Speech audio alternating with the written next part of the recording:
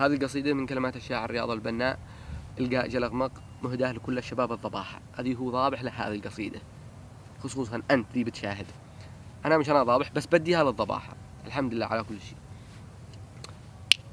سنة تسير والقى الثانية تقبل، وأنا مكاني ما لقيت مخرج، وضعي مدهور غير وضع الكل، وللأسف مبلي بحظ ضعلج.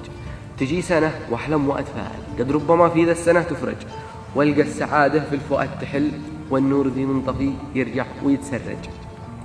والقى السعادة في الفؤاد تحل، والنور ذي منطفي يرجع ويتسرج.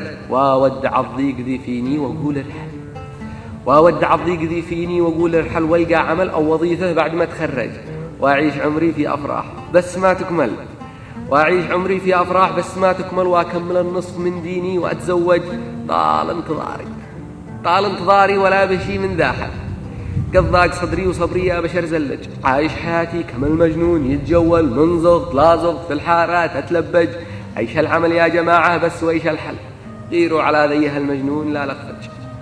كيف طلعوا الناس، كيف طلعوا الناس وأنا بقعتي منزل، الكل طالع وأنا من نازل أتفرج. عيش الذي سووه قولوا بس وأنا أعمل، لا به نصيحه أنا أكثر من بها يحوج. يا رب بدعيك، يا رب بدعيك في ذا العام أكون أفضل، يسر أموري وهب لي في الحياة مخرج. وسلامتكم، وفعلوا لايك واشتراك وسبسكرايب، وهذا خاطركم. جلغمق جلغمق جلغمق